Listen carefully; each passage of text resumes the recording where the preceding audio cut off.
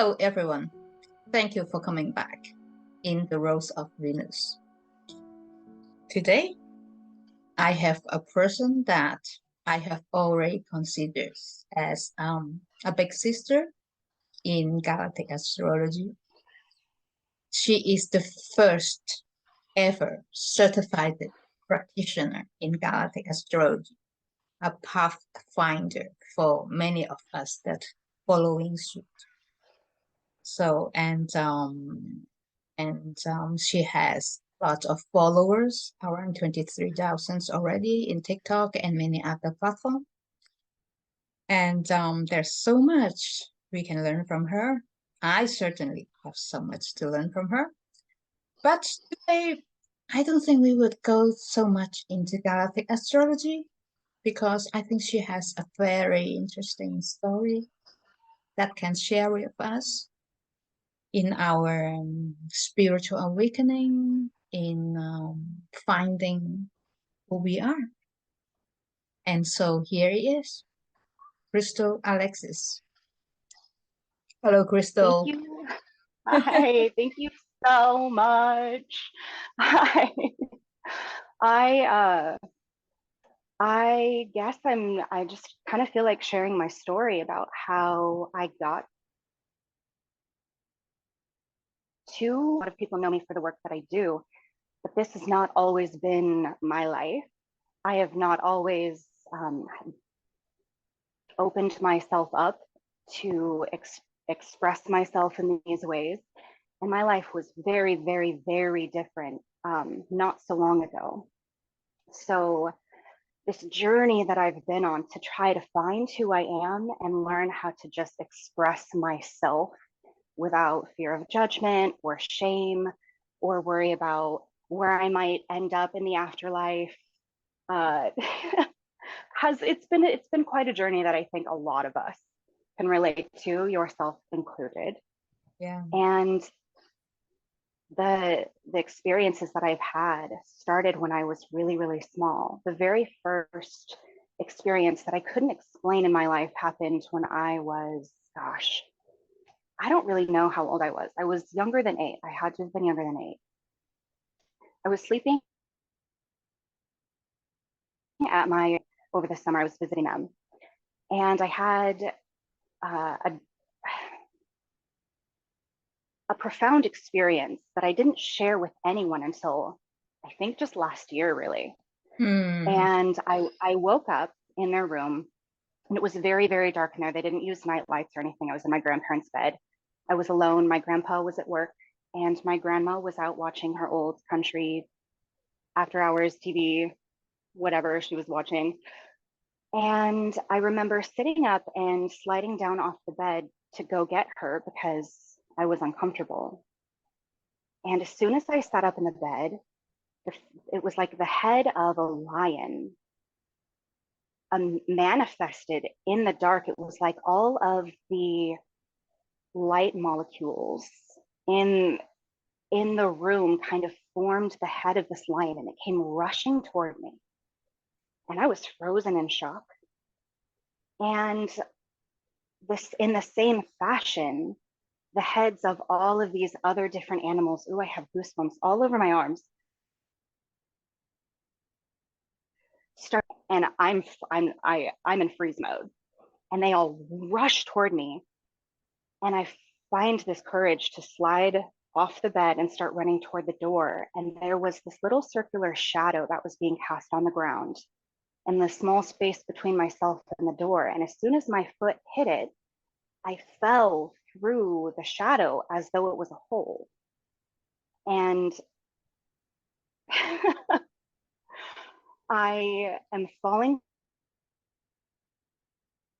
And I look up and I can't tell what's holding on to me, but there's these tiny like blue creatures jumping down voluntarily, like willingly from the hole that I'm dangling onto down into like a crowd below. And there's this large concert going on below me. I've never experienced anything that would give me these thoughts and ideas at this age in my life. I'd never experienced a concert. It was very confusing and disorienting and shocking. And then there was a moment that I left my body and I was seeing myself from a distance and what was going on. And I couldn't make sense of what I was. Little blue, very small bluish creatures voluntarily jumping down into the crowd of whatever was happening below me. And then there were some that were clinging even to me for dear life that were forcibly being pushed down.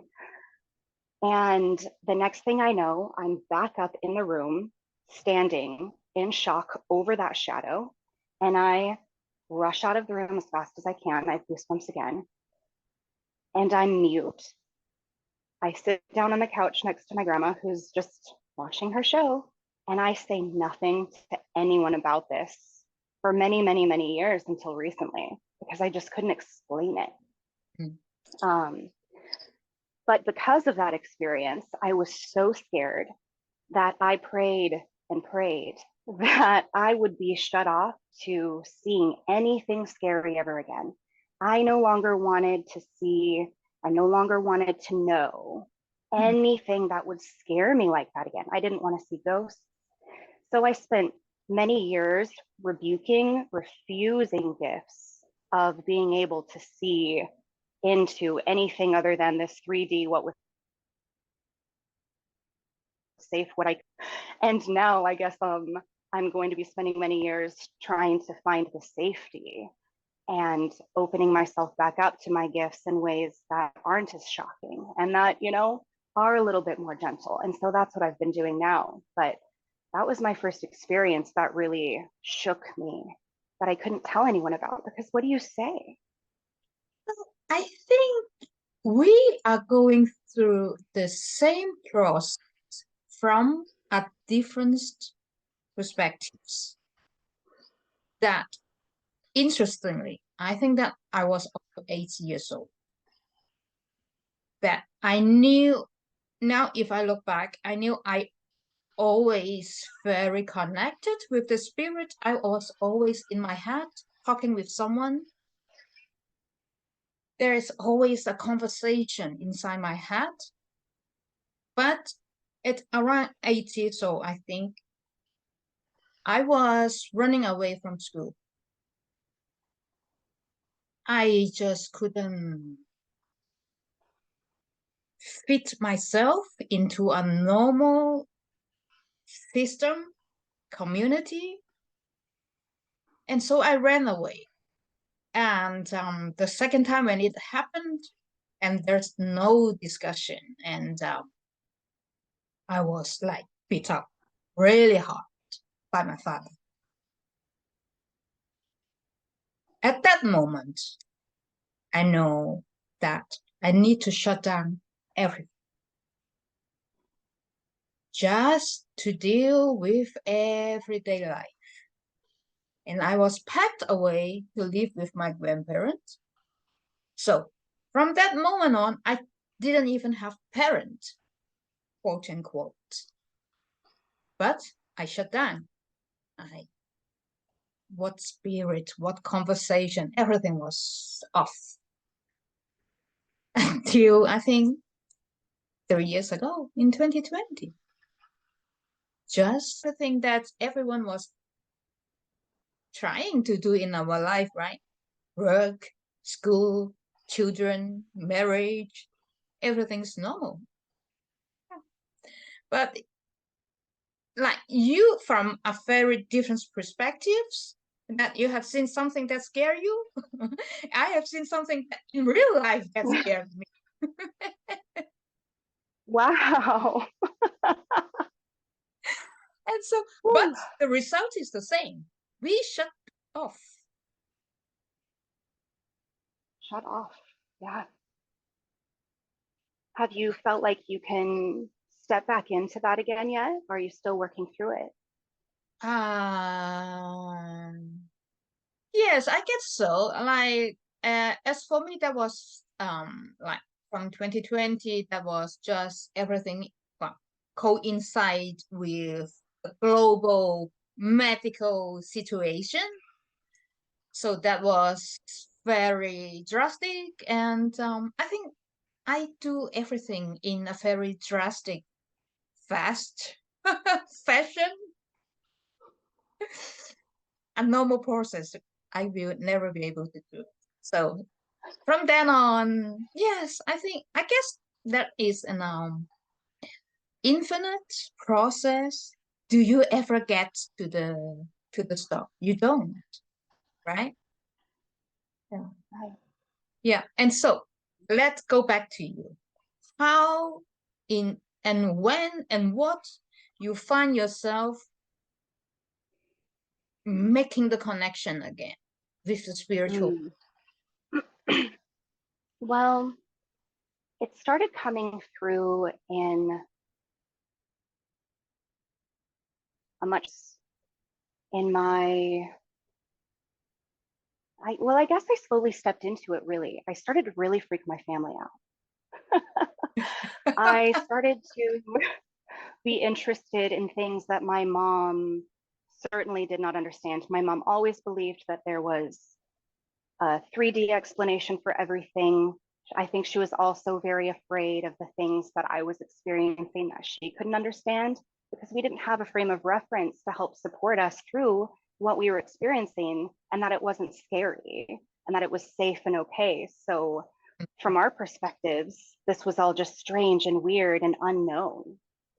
So, I started when I was around 10 to get this itch inside of me to try to see people's auras and to try to do energy work, to try to move things with my thoughts.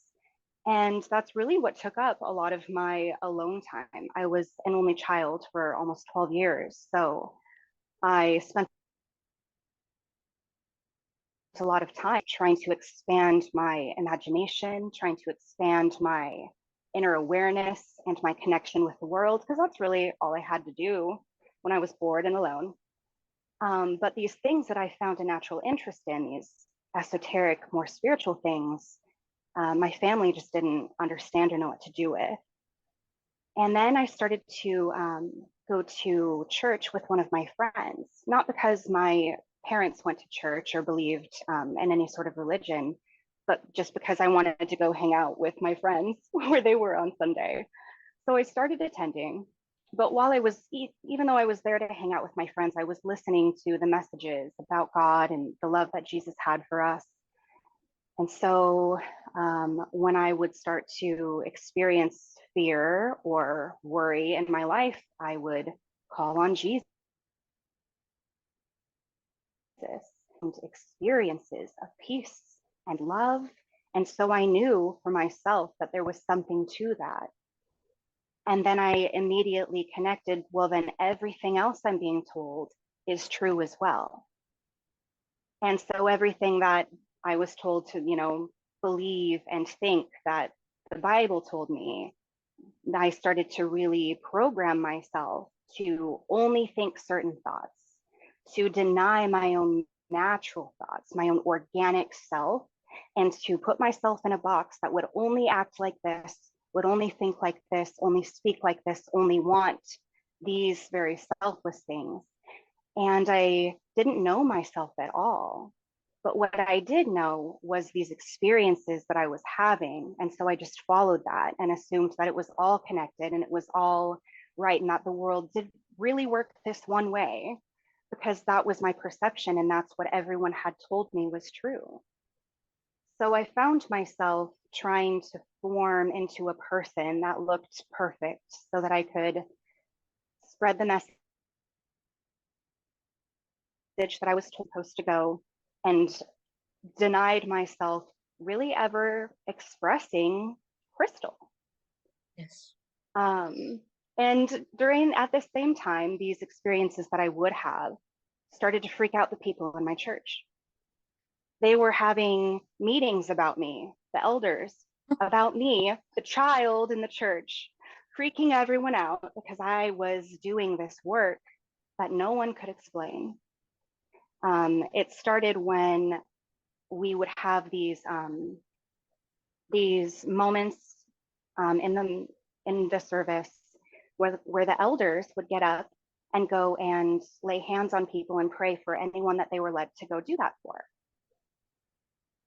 One day, I got this very deep strong knowing that in myself, that I needed to go get up and go to this specific lady and give her comfort. And I just knew what I needed to say. I just suddenly knew things about her that I had not known before. I didn't hear a voice. It was just this awareness that I had suddenly. I just knew. And I didn't fight against it because I was told that if God tells you to do something, then you have to do it. And so I stood myself up and I went over to that person, and the way she looked at me and cried and thanked me, and I held her, this child, this grown woman, and I started doing this each Sunday, and that was working out okay. I guess from a societal standard, I was a great mom, a great wife. I did everything by the book. But I wasn't.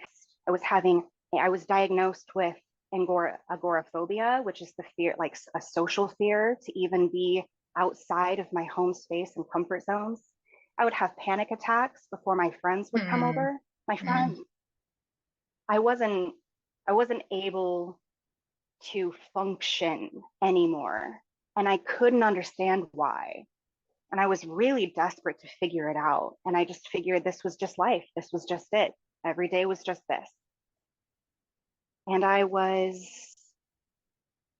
in my mid 20s, having a conversation at a table with a friend. And this was a divine timing moment. And it was such a simple thing. And it started the undoing. The way that I had grown up was to believe a very small box of things to be true in the world. And she had shared with me something that was not in that box that I was taught was not true, about how books had been removed from the Bible. And anytime this conversation came up in the church that I grew up in, you were to rebuke it. That's not true. We had very small mindsets. We needed to protect our belief and reject anything that undid that. But when she let me know that this could be proven historically, that this had taken place, I needed her to show me, and she did. And the way my world shattered from this one small thing, this one small truth that came into a world that was impossible in. And suddenly I realized everything I knew was false. And the way it shook me to my core, because I had the realization that every single thing I know in life was told to me by someone else. Exactly. And if I were to take all of the things that I've learned and that I know as truth,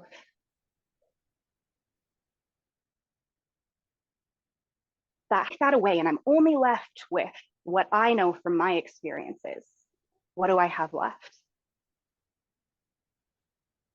Nothing. Because I was kept inside this box where I didn't even know who I was. I didn't even know what organic thoughts I would think without someone telling me that I needed to immediately stop and reroute that to think like someone else, to think like a higher someone else outside of myself. I had never met myself before. I didn't know how I would act or react or be or express if I were just allowed to do it organically without restrictions that had been placed on me mentally, emotionally. I had to kind of give myself those validations, that little support, so that I could safely start journeying out. And that it wasn't an immediate thing, but it was also a heartbreaking thing to have found that everything I'd attached myself to and based every thought, breath, belief on, every beat of my heart on, was gone. It was a veil, the veil had been lifted, and I knew that had been an illusion that I was taught to know. And I was sad. I was sad that those securities and comforts that I used to find in it were gone, that I could no longer believe that they existed, that they had been some placebo effect, and that I was the magic. I was the energy and the connection to the universe. But I still missed this life that I'd known and those connections that I'd made. And that was hard to let go of too. So allowing myself to lose those connections and make peace with finding something new was hard.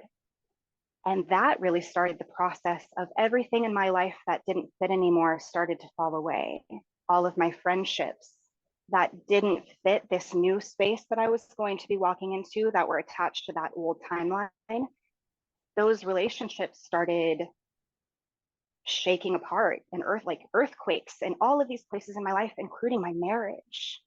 This marriage that I'd been in, that I knew I was going to die in no matter what. That was my vow I had made, that even if I ended up miserable, that was my commitment. You get that choice early, and you get it right the one time to find your perfect love that's going to work in all of these ways forever. And when it stops working, you make it work, and you've changed yourself to make it work, and you sacrifice everything you are to make it work. And then you become a parent and you sacrifice more of what you are, because that's all you exist as now. So I really had never been given an opportunity to just know who I was. And realizing that this marriage wasn't working for me, that it wasn't working for him either, but this man was all I knew.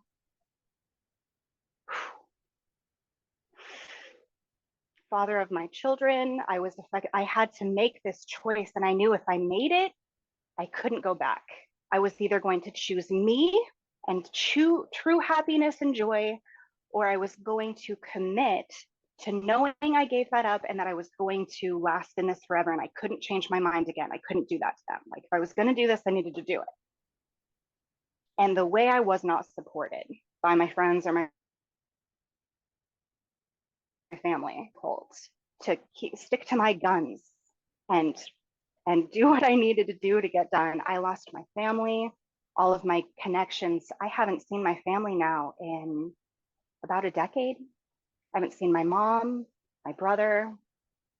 I lost everything, every person, everything that I knew to be real, to be true, was gone.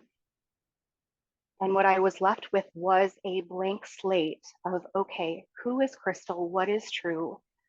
How do I wake up and spend this day, this moment right now? Everything's fresh. And that was when I started walking to figure out who I am, and that I am still safe, even when the thoughts are just mine. And I'm allowed to think them, and I'm allowed to feel my feelings, and that I'm not evil, and that I am still great and powerful, and that I don't need to think that something outside of myself is controlling me or stronger than me in order to exist in the world.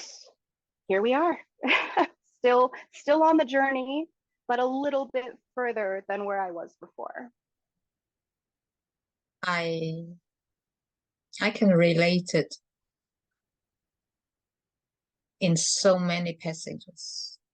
Again, we are experiencing the same process from a very different point of view, that you were into these little boxes that your family, the church communities that put you into, and you need to go through this process literally to wash out everything and to find your own truth. Meanwhile, apparently I was so free because I didn't have any religious education, not the Catholic, not the Protestant as in Hong Kong with the British, not even the Buddhist, as Chinese. I go through everything physically. When they ask me to give incense to my ancestors, I do it. If they say to go to church to pray, because that was I always went to the Protestant church, I did it without me really being there. So I was refusing totally everything. But at the same time, I was still in these different little boxes as a student, as lovers, as wife, as mother, and and somehow it brings us to think, what are we, right? And when we comply to our duty as a mother, as wife, and even these marriage things that you said that didn't work out, but you try so hard to make it work out on the way before you really say, that's it, that's not for me. I went through the same thing. My and I think us as a mother, that as long as we can hold on that for our children, there's no sacrifices, right? We just do what we need to do to give them the security that we think was the security.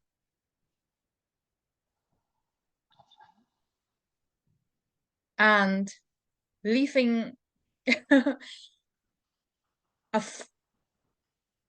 a, a kind of marriage life that was like a desert, that was dry. There was nothing. There was, I couldn't call even love.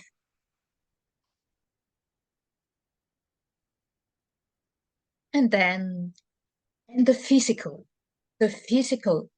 always tell us we are not in the right place.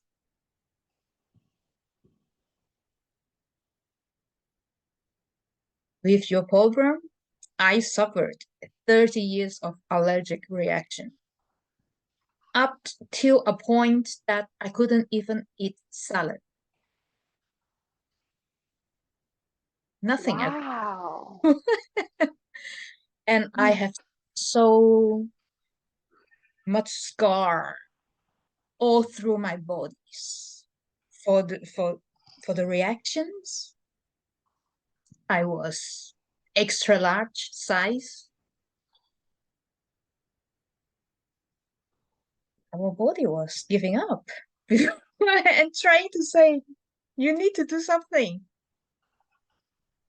You're not in the right place. You're not good. And we try to suppress it. More medicine, more drugs. Yep. Until one day, something really bad happened. And we wake the fuck up. Yeah.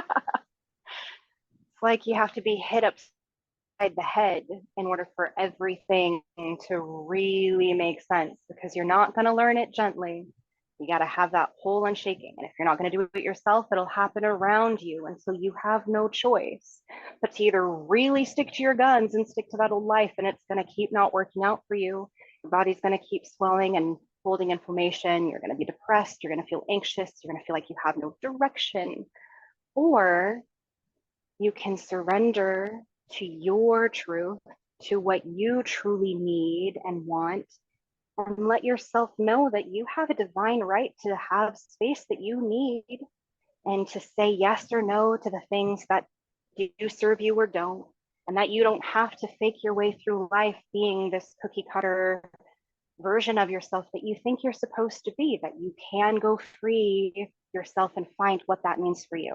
It might not look at all like what you and I have experienced for other people. It's going to look different for everybody based on where they're at the time. But if you're not in line with where you should really be, that's really for you, then you're probably going to feel like things in your world just aren't working out. You might not feel comfortable in your own skin.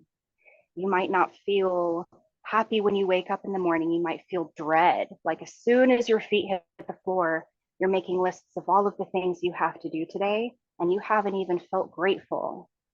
You don't even remember the last time you got to do something for yourself because you've been doing everything all day for others, whatever that might be.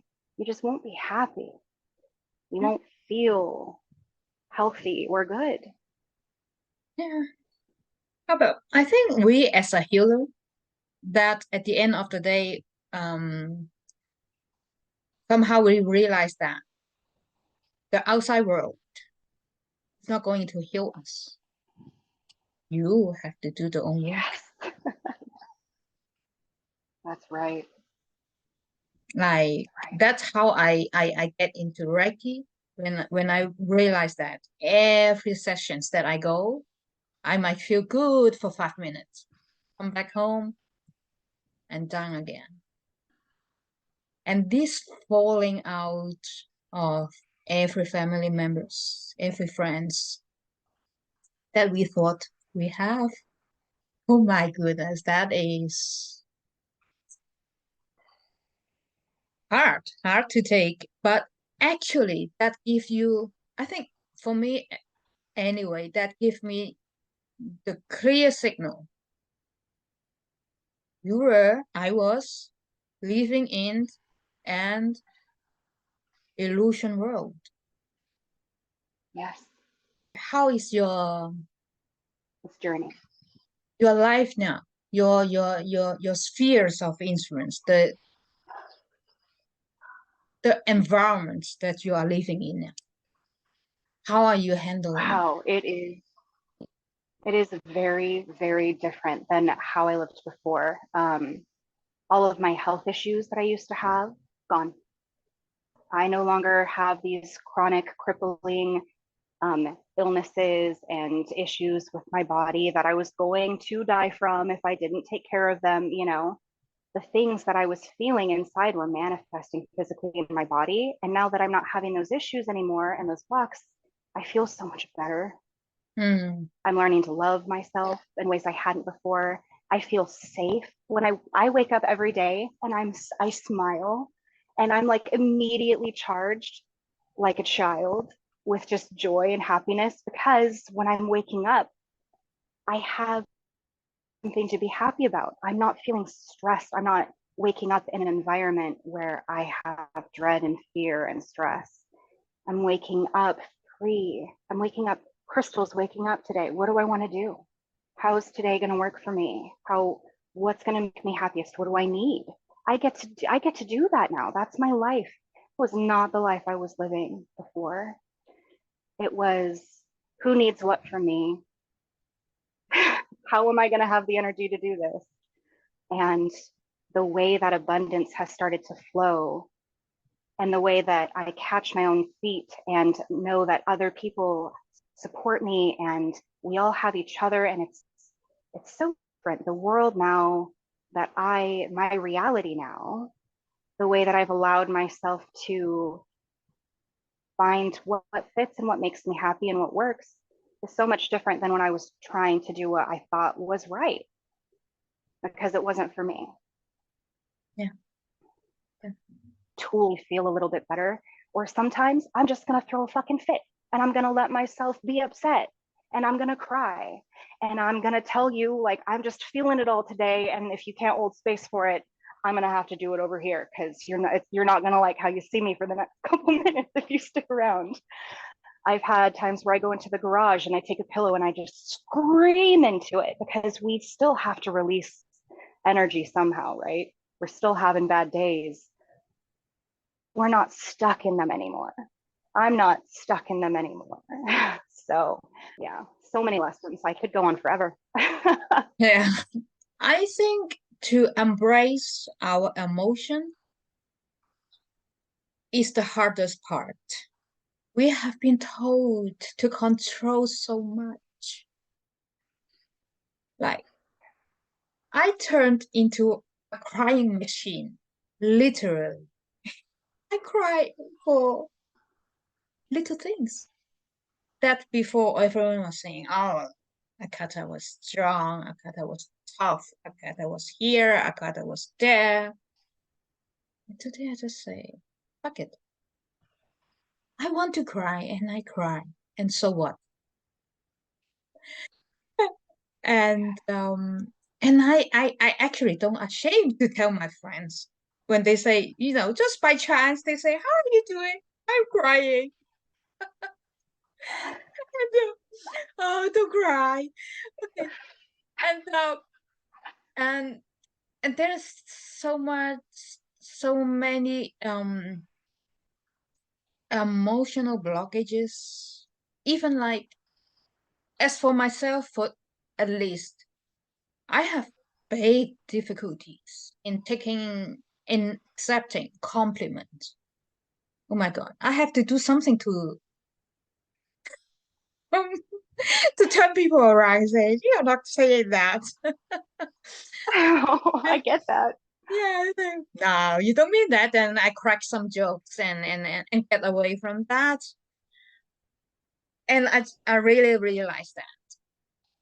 My goodness, so many blockages we have. And it's never ending. Like when you think you have solved one problem and the next one come up.